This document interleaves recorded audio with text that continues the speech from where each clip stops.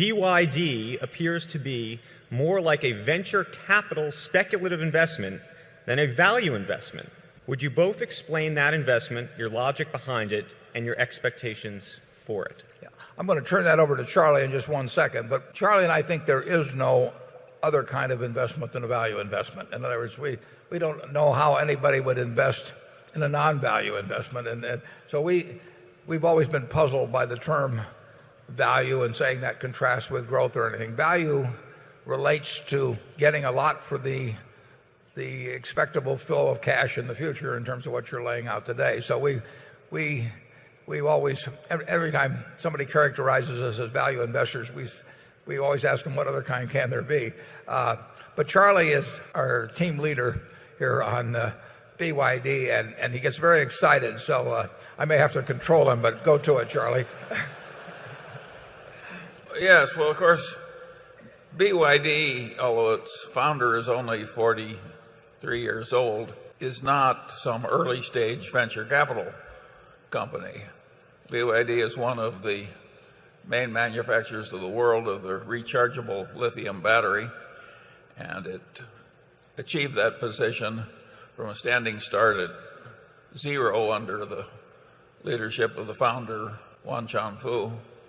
And they went on into cell phone components and developed a huge position. And then finally, not satisfied with having worked a couple of miracles, Wan Chanfu decided he would go into the automobile business. As nearly as I can tell, there was zero experience in automobiles. And from a standing start at zero and with very little capital, he rapidly was able to create the best-selling single model in China. And that's against competition that was Chinese joint ventures with all the major auto companies of the world, technological marvels with way more capital and so on. This is not some unproven, highly speculative activity. What it is a damn miracle. And I warned you. And of course, Wan Chanfu has hired 17,000 engineering graduates.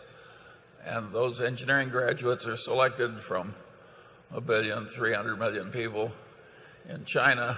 And he's hiring at the top of the classes. And so you get a remarkable aggregation of human talent. And then you've got the basic quality of the Chinese people, which when unfettered from the wrong kind of government, for instance, the wrong kind of emperor, the Chinese people succeed mightily. When they came to this country as coolies, slaves, they would leave and soon be the most important people in the town. So this is a very talented group of people. And in a sense, this particular period may be the Chinese day. And of course, these batteries, these lithium batteries, are totally needed in the future of the world. We need them in every utility company in America. We need them in every utility company of the world. And we have to use the direct power of the sun, and we can't do that without marvelous batteries. And BYD is in the sweet spot on that stuff. And I know it looks like a miracle, and it looks like Warren and I have gone crazy, but I don't think we have. Well, one of us at most. And that car you're going to see in the annex, I think they make everything in that car except the glass and the rubber. There may be a couple of small exceptions. That's unheard of. Whoever went into the automobile business and made every part and made the automobile a best-selling thing. This is not normal. I mean, this is very unusual, and I regard it as a privilege to have Berkshire associated with a company that is trying to do so much that's so important for humanity when you get right down to it.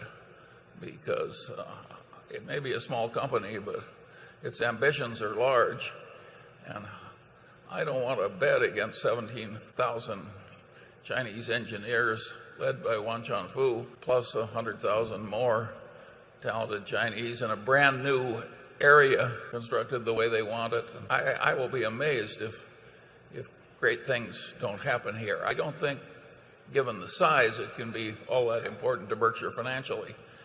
but I have never in my life felt more privileged to be associated with something than I feel about BYD.